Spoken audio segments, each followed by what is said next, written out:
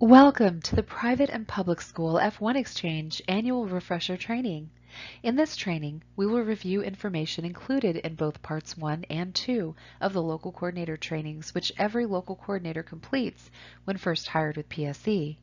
We have created this training to ensure the PSE staff is receiving a comprehensive overview of the policies, procedures, and other important information pertaining to PSE. All PSE local coordinators and managers are required to complete this annual training per CSIET standards. Let's get started. As you can see, we'll be exploring many topics in this training, from host family screening, to monthly contact forms, to student support, to departure preparations. You will be provided with important information in the key areas necessary for your success as a PSE local coordinator. Here are important reminders regarding the host family screening. The host family application located in ZAP needs to be updated each year of family hosts. LCs should conduct an in-person interview with all family members present. At least 2 personal references are needed for each host family from the school or community, attesting to the host family's good reputation and character. References are not allowed to be related to the host family. Also, it should be verified that each member of the host family household who is 18 years of age and older has undergone and passed a criminal background check. The host family will need to supply photographs of all host family members, the home's exterior and grounds, the kitchen, living or family room, the student's bedroom with a photo of the made bed, the student's study space, and the student's bathroom. To qualify as a PSE host family, families must use English as their primary language in the home and among all host family members. Provide the student with their own bedroom. The bedroom needs to have a door, closet, and emergency access. For example, a basement, garage, or a room that is detached from the house, such as a room above the garage, is not acceptable. Provide a legitimate bed for the student that is non-inflatable or convertible. Provide a quiet study space and desk for the student. Ensure there is adequate storage space for personal belongings. Make sure the student has reasonable access to a bathroom and in-home access to a Wi-Fi internet connection. The host family needs to provide transportation to and from school and some extracurricular activities, as well as 3 meals per day, unless their student decides to purchase lunch at school. A safe and nurturing home environment, and support, patience, and understanding. Please notify the PSE office if any of your families fall under the following categories: a single woman without children, same-sex couple with or without children, host family who has foster or adopted children. In these cases, additional screening will be conducted. If there is a third party, such as a friend or roommate over the age of 18 who is also living in the home, we will need 2 references and will complete a background check for any third party living in the house unless the third party is a relative. In this case, additional references will not be required. If the host family does not speak English as the primary language in the home, if the commute time to or from school is longer than 1 hour, if either host parent is under the age of 30, if the host family is interested in hosting another student. Also, 2 students who speak the same language should not be placed in the same home unless pre-approval has been given. Same nationality double placement requests are almost always denied unless the request comes from the students themselves. 2 separate orientations need to be conducted before and during a student's foreign exchange experience. The host family orientation, or HFO, should be conducted before the student arrives. Also, remember that the host family orientation needs to be completed on a separate date than the host family interview. Also, the signed host family orientation form needs to be uploaded into the ZAP system soon after the orientation is conducted. The student orientation, or STO, needs to occur within 2 weeks after the student arrives to the United States. Also, the signed student orientation form needs to be uploaded into the ZAP system soon after the orientation is conducted. Remember to have both the host family and student sign and date their orientation sheets. Then, make sure to upload these forms into the ZAP system. The host family orientation is required annually for all PSE host families. The HFO should not be conducted earlier than 60 days prior to the student arrival date. We don't want the host family to forget the information that is conveyed. The student orientation is only required for new PSE students. Returning PSE students do not need a full orientation, but they do need to sign off on the PSE Returning Student Orientation Sign-Off form to verify that they have previously received our orientation and their orientation materials for the current school year. This form is located in the ZAP resource section under Returning Student Orientation Sign-Off Sheet. Also, please note that local coordinators are paid for host family orientations only for original placements and for student orientations for new students, not returning students. Here is information about host family stipends.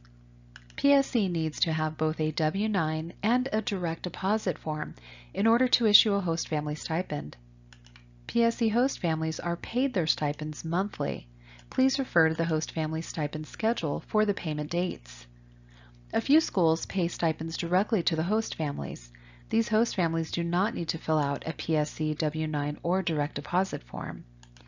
If a host family does not host for the entire duration of the month, the stipend will be prorated.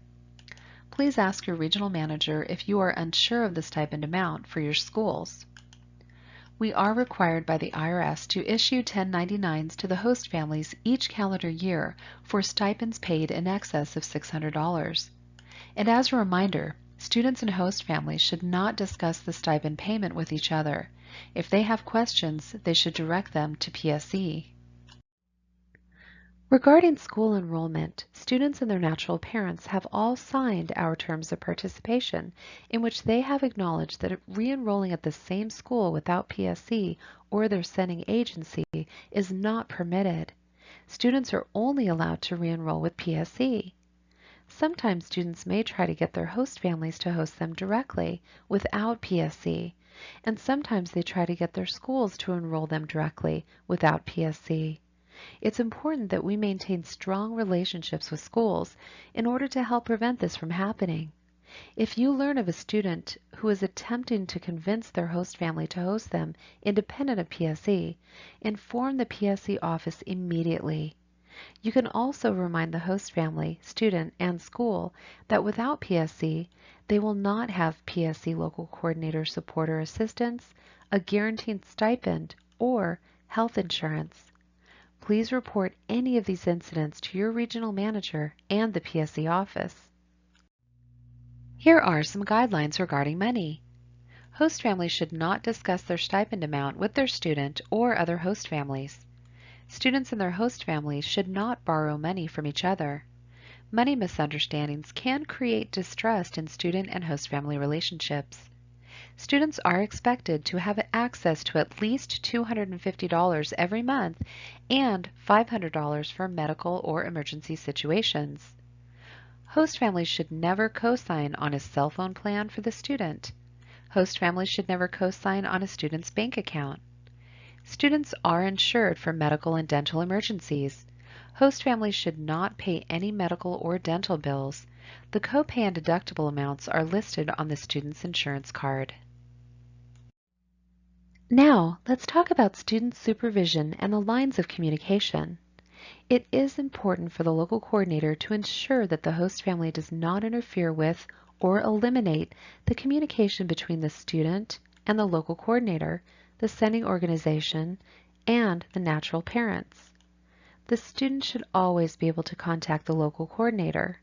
The sending organization serves as a liaison of communication between the natural parents and PSE. Although the student has limitations and guidelines with regards to communication with their natural parents, for example via phone or online forums, this communication should never be cut off. The guidelines need to be fair and reasonable. Field staff and host families should not contact the sending agency or natural parents directly. This applies even before the student arrives and during the student's program. We already have a distinct line of communication established, which needs to be followed. If the host family is communicating with their student and the natural parents want to say hi or introduce themselves, that is fine. But any requests or exchange of program information should be communicated through the PSE office and sending agency. The PSE office should be the only one to contact the sending organizations. Having this streamlined process helps to prevent or eliminate potential issues such as conflict of interest, language barriers, and misunderstandings. Remember, the local coordinator needs to immediately report changes in the host family's circumstances to the PSE office. If the student tells their natural parents about a change and the sending organization is not aware, it poorly represents PSE and the sending agency and can damage trust. It's very important to be proactive. Examples of changes that need to be reported are if a family member moves in or out, the host family moves out of their house, loss of employment, if there are criminal charges against a host family member, if the host family has new contact information, if the host family is going to host another student either short-term or long-term. This situation always requires approval before another student moves into the host family home. Or if the host family is considering fostering or adopting a child. In this situation, an additional level of screening will need to occur. A local coordinator will need to report a sick or injured student in need of medical attention to the regional manager as soon as it is reported by the host family. Please make sure to provide as many details as possible so that the sending organization and the natural parents can be properly informed. Now, we will discuss PSE's time requirements with regards to student supervision. Local coordinators are required to meet with their students in person every month and in the host family home every other month. You can meet at the mall for ice cream, coffee, pick them up from school or practice, or at a birthday outing as examples. If you meet them at the home, make sure to speak with them in private so that they feel comfortable sharing their feelings without their family present. Local coordinators should not meet with the student in the host family home behind closed doors. If a private meeting needs to occur, you should take the student to a quiet place for further discussion, such as a coffee shop.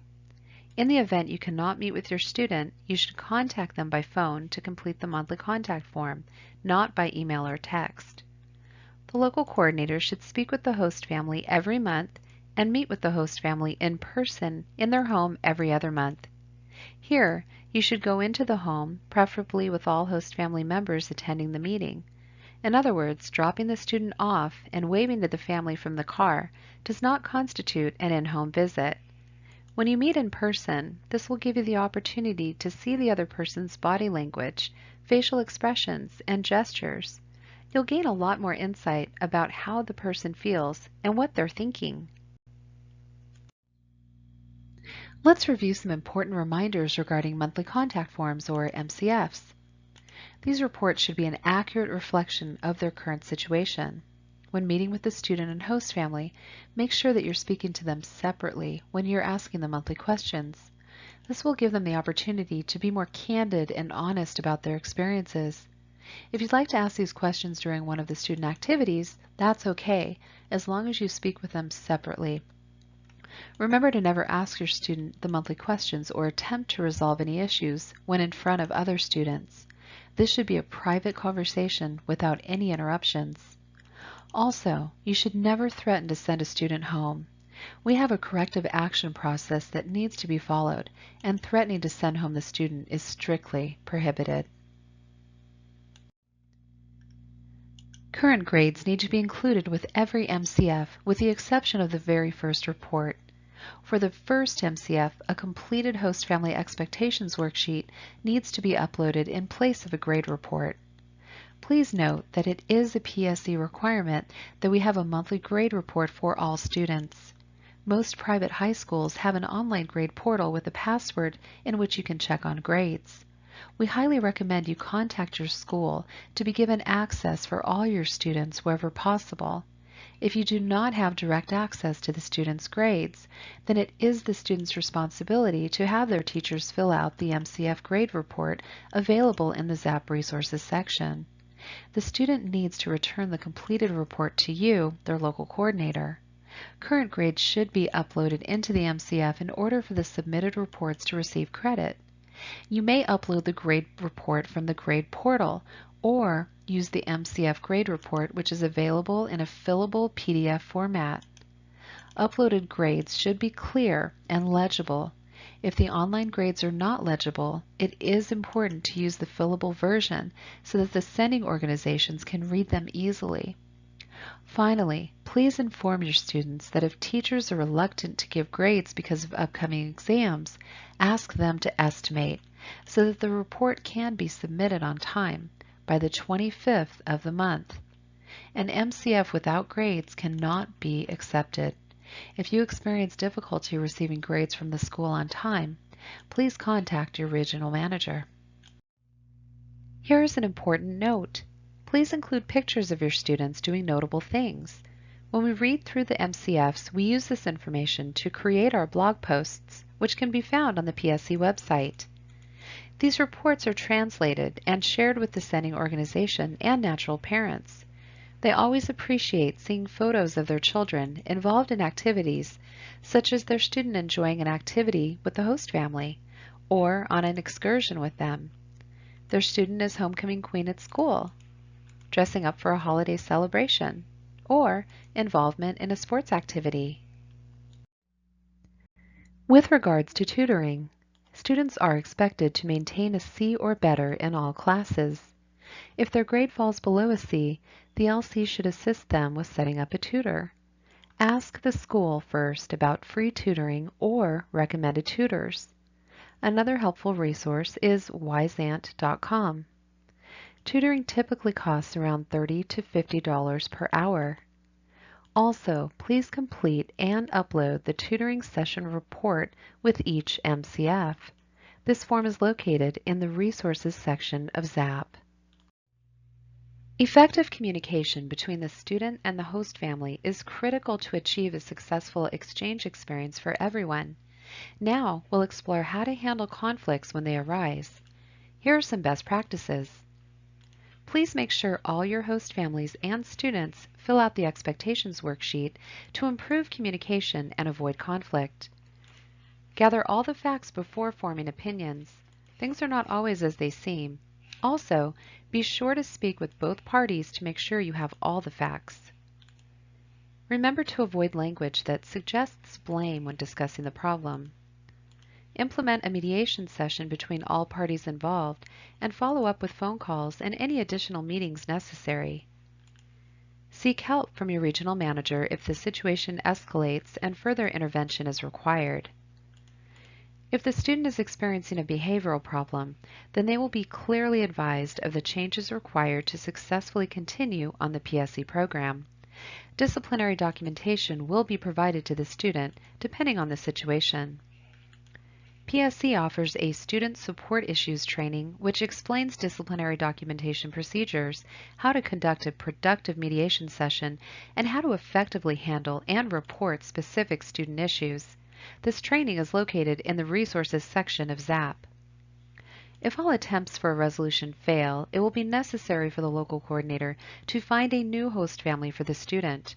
If relocation is deemed necessary after mediation has failed, please contact your regional manager to proceed with the steps for securing a new host family. The new host family will need to go through the same screening process as all host families. Also, no student is allowed to move without approval from the PSE office and a completed application. Please note that if any situation arises where the safety or well-being of the student is in question, then the student will need to be removed from the host family home immediately. There are essentially 3 steps to the disciplinary process with regards to behavior issues. One or more steps may be skipped based on the nature or seriousness of the infraction. As you become more experienced with this process, it will be easier to determine what approach to take. Always seek coaching and direction from your regional manager and contact your PSE office before proceeding with any official disciplinary procedures. First, the student will be given a warning and letter of encouragement. Some behaviors might be seen as borderline or based on extenuating circumstances. Certain behaviors may be justified but not acceptable depending on the situation. Second, the student will be put on a positive action plan. This is a notification of behavior which is compromising the quality of the program. Here, the student is notified of the unacceptable behavior and given goals to work on. Lastly is probation. The student is given a very strict set of guidelines to adhere to that will determine their eligibility to continue on the program. If this occurs, the regional manager should also speak to the student directly.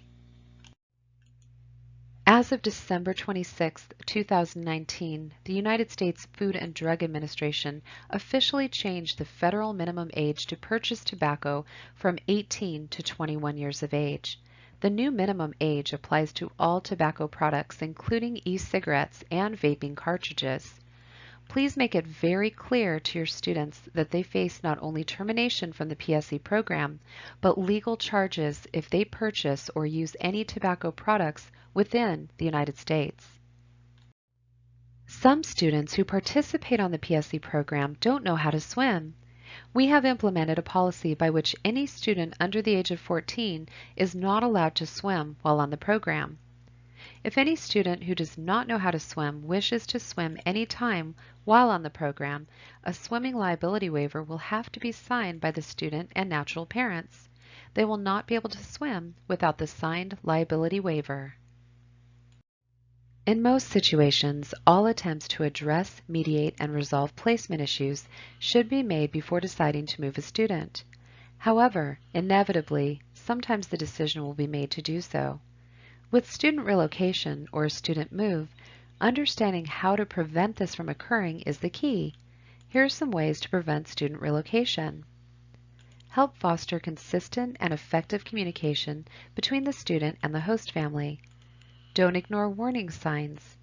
Do make sure that both the student and the host family are included in the action plan process. Follow the mediation process, and always remember to follow up regularly after mediation to ensure everyone is doing their part. Unless the situation is an emergency, always discuss potential student moves with your field manager or regional manager or PSE office.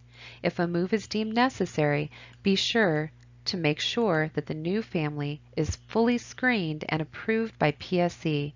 Inform your field manager or regional manager or PSE office of the proposed move date. Receive confirmation from PSE before moving the student to the new host family.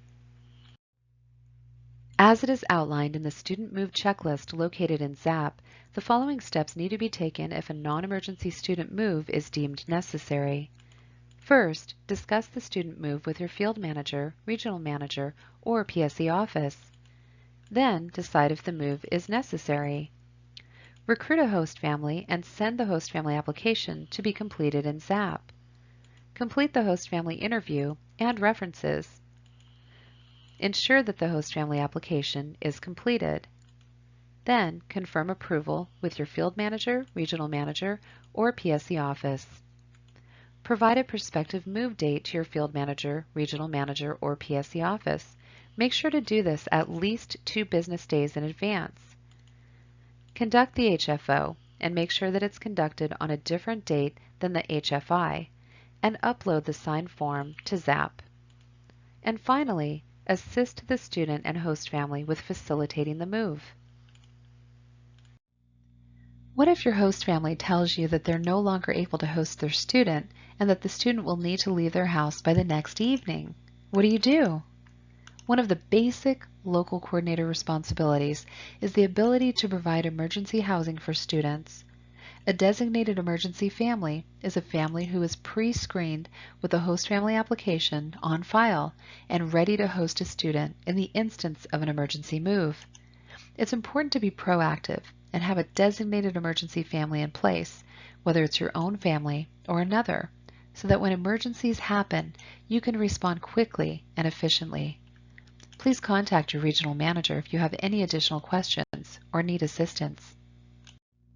A PSE permission to travel form needs to be submitted if travel involves the student traveling alone, the student going to travel with someone other than the host family, the student traveling internationally, which includes Mexico and Canada, the student traveling on a plane, or if the trip will be longer than 72 hours, or if the student will be missing school. Here is the general process for student travel approval. First, the student will need to complete a Permission to Travel Request Form, or PTR. The travel request form should include a detailed itinerary with phone numbers and addresses of where the student will be staying, and should include the host family's signature. Permission to travel requests are available in orientation packets and in ZAP. If the student will be missing any school, they should receive a school official signature on their travel form to verify approval. Then, the local coordinator or regional manager will submit this form to the PSE office. All travel requests should be submitted to the PSE office at least 2 weeks prior to the departure date. Please remember that travel should not be booked until approval is granted. The travel requests are approved based on the original information provided. If the travel plans change, PSE approval needs to be reconfirmed. Students and host families should report any changes immediately to their local coordinator. It is the responsibility of the student to notify the PSE office or the local coordinator of any changes. If approval is not reconfirmed, then a student may face disciplinary action or possible program termination. Here is a reminder about our trimester program, which was established in 2016.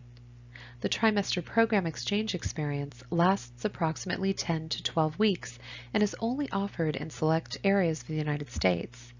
The program offers a short-term F1 option that focuses on both academic and cultural exchange to students who are unable to participate for a semester or a full school year. It also gives students who are interested in the F1 program an opportunity to learn more about it before committing to a semester or year. The trimester program is offered to students from Europe and Latin American countries, and it includes a reduced school tuition and host family stipend. Refer to the trimester training located in the resources section of ZAP for additional information. Also, if any of the schools you work with might be interested in the trimester program, have them contact PSE. Now, let's talk about student medical insurance. First of all, students should carry their PSE ID card and insurance card with them at all times. If they have non-issued PSE insurance, the insurance card would have been given to them prior to departure from their home country. Please ensure that the student and host family call the phone number that is listed on the insurance card to find an in-network doctor who's covered by the insurance. If a student sees a doctor that is out of the network, they're responsible for the bills and will not be reimbursed. Host families should never sign any documents regarding medical payment responsibility. If a clinic or hospital requires a signature in order to treat the student, they should list the guarantor as the student's natural parents or as private school exchange, not a specific person. If the clinic is not able to work with them, please have them contact PSE. The insurance card, medical release form, and student ID, which lists the host family, should be presented to the medical provider to receive treatment. It is wise to have an extra copy of all student documents in a separate file at the host family home. Another consideration is when to go to the urgent care versus the emergency room. If a student is seen at the ER, if they're not admitted to the hospital, they will be responsible for a $350 copay and $50 deductible as listed on the insurance card. As a rule, always go to urgent care unless it's truly an emergency. Here are some examples of what is typically covered and what is typically not covered by our student insurance. The following are typically covered by insurance: a sprained ankle, antibiotics for infections, an emergency room visit after an accident, a visit to urgent care, or necessary hospitalization. The following are not typically covered by insurance: immunizations. It's also important to note that we should have the natural parent's permission for these. School physicals, eye exams and glasses, routine dental or orthodontic care, any pre-existing conditions, or treatment for allergies. Here are some examples of what is mandatory to report and what is not necessary to report. The following are examples of what would be mandatory to report: an emergency room visit after an accident, a health concern requiring a doctor's visit, a dental emergency of any kind, any necessary hospitalization, any repeat condition, for example, headaches or stomach issues, also any animal bites or scratches. The following are examples of what would not be necessary to report: a cold or common flu, a minor cut or bruise, a minor headache, any minimal or single occurrence health concern. Remember to contact your regional manager immediately if there is a serious health concern. Also, always contact PSE if there are any questions about explanation of benefits or bills received. Now, we'll talk about what procedures to follow in the case of specific emergencies. For accident or illness, host families and coordinators are instructed to always seek medical attention for the student when needed. The student's insurance card and medical release will need to be presented to the medical provider to obtain treatment. It is wise to have an extra copy of all student documents in a separate file in the host family home.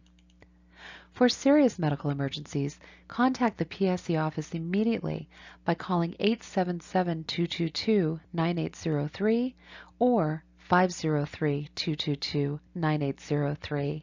This is a 24-hour emergency answering service. It would be a good idea to program this number into your phone for easy access. After calling this number, then proceed with the doctor's advice for emergency treatment. The PSE office will contact and relay information to and from the natural parents abroad.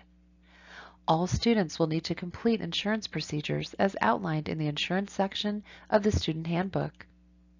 If you receive information that a student is missing or has run away, immediately call the PSE emergency number listed above.